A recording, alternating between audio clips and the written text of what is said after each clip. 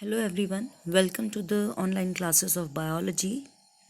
Today we'll take up chapter 6, molecular basis of inheritance, and the topic that we will cover today is lac operon. It is the learning objective for the session also that after completion of this session you will be able to get a understanding of lac operon. Now about the regulation of gene expression. When the DNA forms RNA and the RNA forms proteins, then we say that the gene has expressed itself.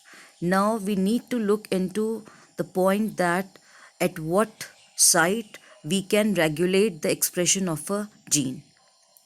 Let's start with the prokaryotes. In prokaryotes, the gene expression is controlled by the initiation of transcription. That means transcription is the level at which we can control the expression of the gene in the prokaryotic organism like bacteria, blue-green algae, etc. In eukaryotes, as the cell is more modified and advanced, the regulation can be exerted at 4 levels. The first level is transcriptional level. Second is at the time of splicing, that is the processing level. Splicing is the process in which the introns are removed from the exons.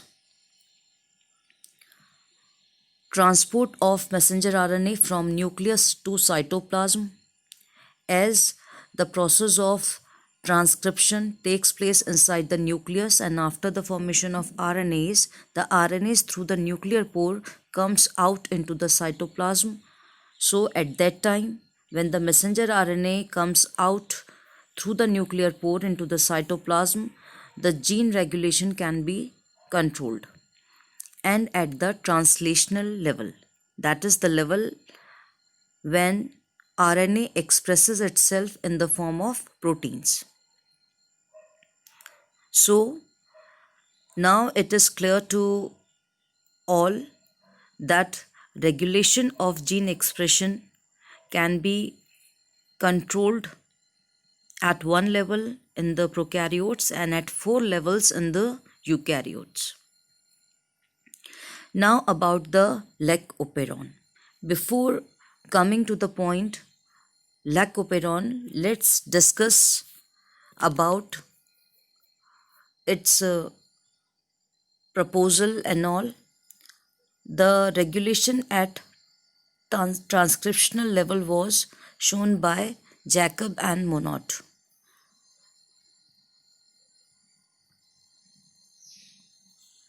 Basically, operon is a set of genes in which all genes control one metabolic pathway. There are many operons like lac operon, trip operon, val operon, his operon in E. coli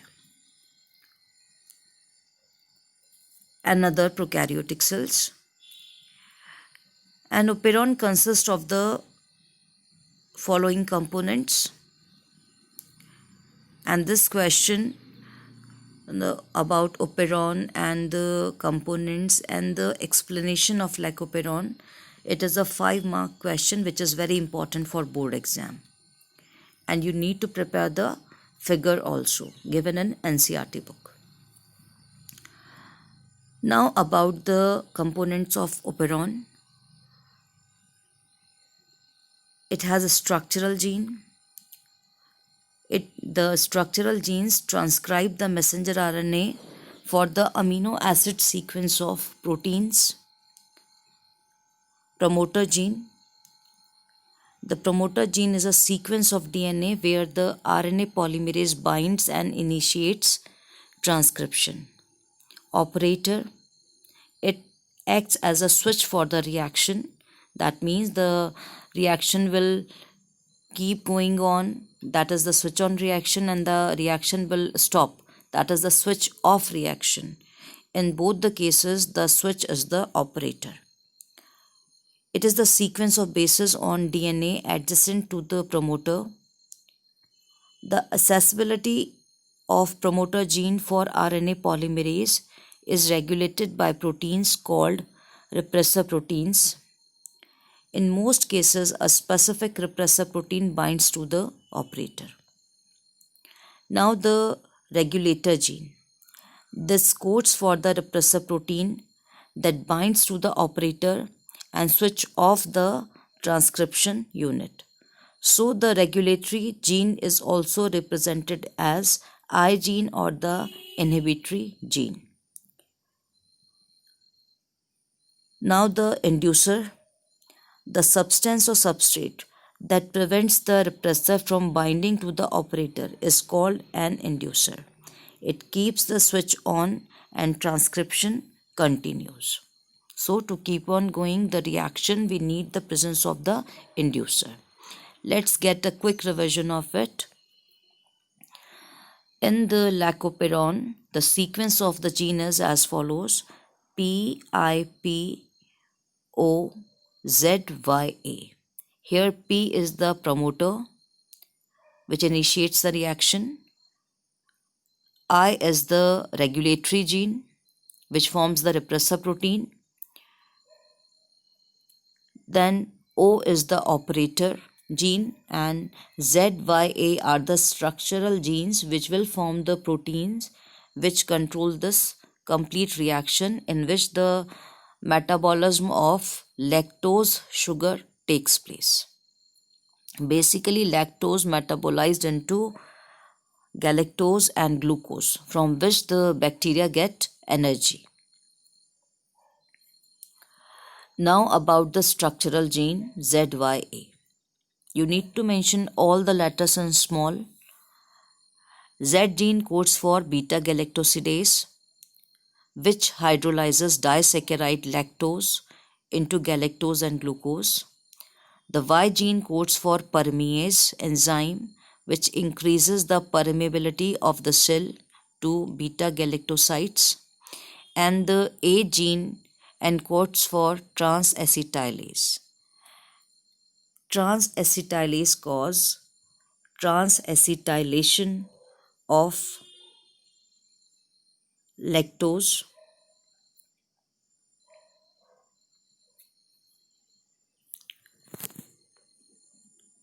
Now this is the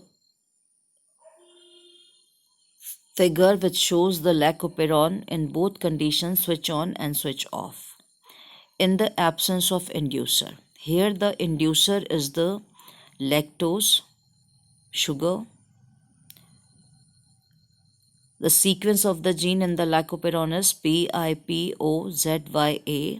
We have already discussed that P is the promoter, I is the regulatory gene, O is operator, ZYA collectively termed as the structural gene, and each form a particular kind of enzyme which control the metabolic reaction in which lactose metabolizes into galactose and glucose, the simple sugars.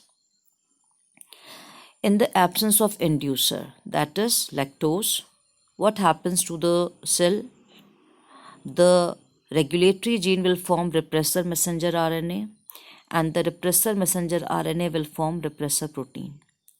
The repressor protein, as it has a tendency to get attached to the operator site, so it will bind to the operator region as soon as it get formed and prevents RNA polymerase from transcribing the operon. That means ZYA are not able to express themselves because the repressor has bind itself on the operator site. So in the absence of lactose, the reaction will not take place because of the attachment of repressor at the operator site and inability of ZY to express themselves.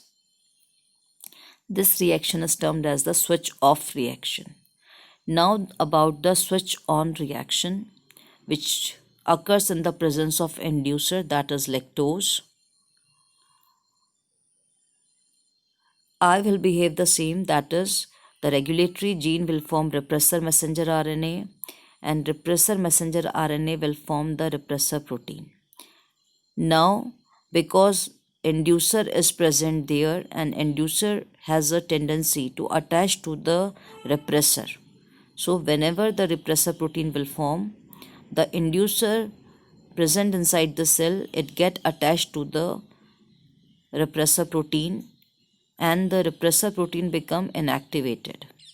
So it will not be able to go and attach at the operator site.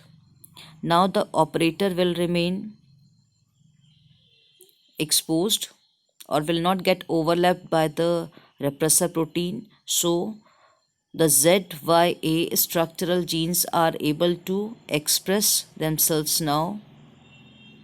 They will form LEC messenger RNA. You need to remember this point because most of the time the students directly form from Z the protein or Y the protein. You need to mention LEC messenger RNA in between. ZYA, first they will form the LEC messenger RNA, and then the LEC messenger RNA will form 3 proteins. Z section will form beta galactosidase, Y will form permease, and A will form transacetylase. All has a specific role. The 3 genes ZYA are able to express themselves, so you are able to see the polycystonic condition also, as all genes are in a sequence and are expressible. Gene Z codes for beta galactosidase that catalyzes the hydrolysis of lactose into galactose and glucose. Gene Y codes for permease, which increases the permeability of the cell for lactose. And gene A codes for transacetylase, that catalyzes the transacetylation of lactose into its active form.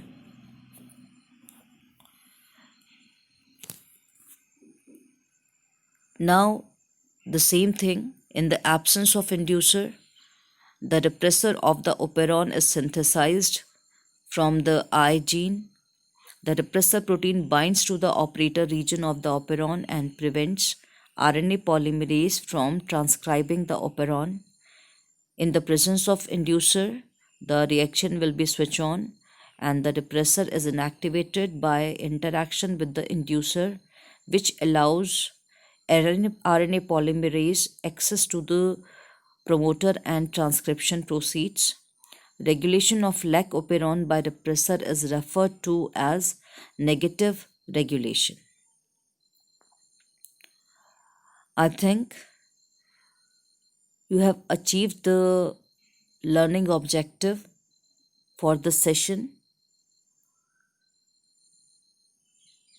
Take care of yourself. Thank you.